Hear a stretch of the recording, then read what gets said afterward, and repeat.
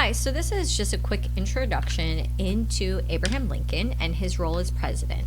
So we are going to be exploring actions and decisions made by Abraham Lincoln during the Civil War. How does this impact the war and the total outcome, but also how does this increase his power as a president? So keep in mind that Lincoln's main goal from the beginning of secession in 1860 until the end of the Civil War was to preserve the Union being the complete United States. So as president, he's going to see his powers increase significantly, which is fairly common for presidents in time of war. So during his presidential tenure and the Civil War, he is going to expand his powers through a number of actions and decisions. First, as commander-in-chief, he expands the army. If you're fighting a war, you need an army.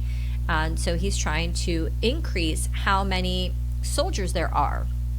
He will also suspend habeas corpus. So the writ of habeas corpus would be a court order that would require a person be actually charged with a crime and taken before a court or judge and officially charged. So by suspending habeas corpus, that would allow Abraham Lincoln and his followers, such as generals and other military officers, to detain people they believed were a threat to the Union, maybe Confederate sympathizers, whether or not they actually committed a crime, indefinitely. Many people argued that this was against the Constitution, and we'll get on to more of that later. He will also, in 1863, institute a conscription or draft. Many people complained that this was unfairly targeting poor citizens and even newly arrived immigrants, as if you had $300, you could pay your way out of the draft. For a skilled laborer at the time, their average yearly salary was about $400. So that means that you were expected to pay almost your entire yearly salary to get out of the draft, which meant that most poor people were unable to do that, and the vast majority of Americans at that time were unskilled laborers or farmers and didn't have a lot of money. There's also going to be an income tax created to help pay for the cost of war, and if you know anything about Americans and taxes from our inception to the 21st century, they are not keen or excited to pay taxes. With all these powers, he's going to increase his power. So in 1861, he's going to suspend the writ of habeas corpus.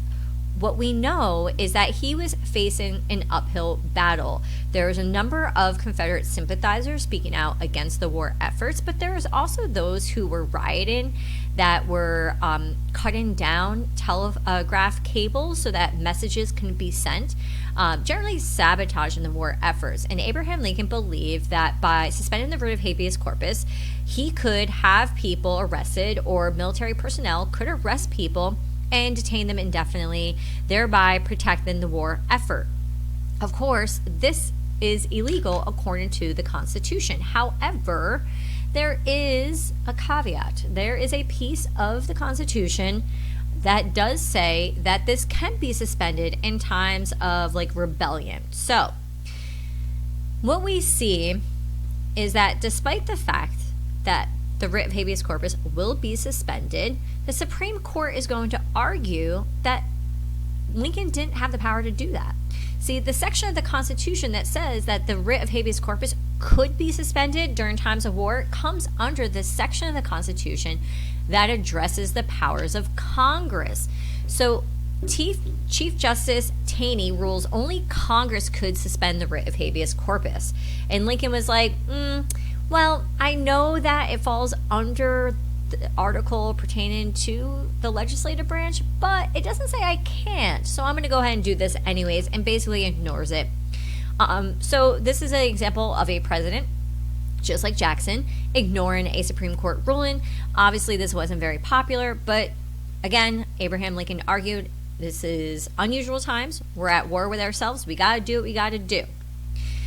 Abraham Lincoln will also be known for his Emancipation Proclamation in January 1863, which we'll be diving deeper into. This is an executive order.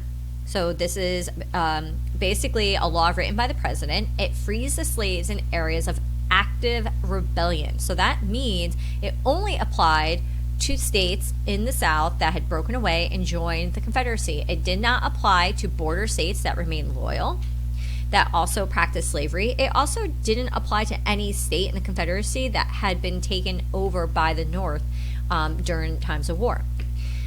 But what we do see is that this is essentially going to be more of a military strategy than anything else, because it doesn't really free any of the slaves. Because obviously, if your state is in active rebellion, you're not going to listen to a president that you don't believe is your president. The Confederacy had their own president, Jefferson Davis. But what we do see is it encourages abolitionists and more African Americans to fight for the Union. We see about 185,000 people will enlist, specifically African Americans, after the Emancipation Proclamation, and this is going to help the North win the war.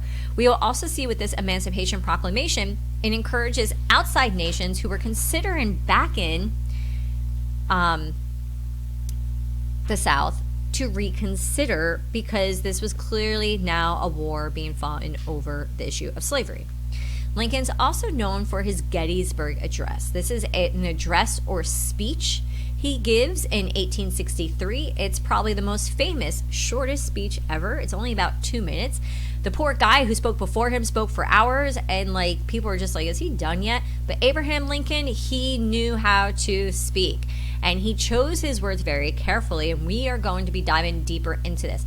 This is at the battlefield of Gettysburg, and he is going to focus on the words in the Constitution, the meaning of the Civil War, and reconnecting the American people with each other and reunited the Union. So we this week are going to be diving deeper into Abraham Lincoln, the choices and decisions he will make as a president, and the impact that will have on the Civil War.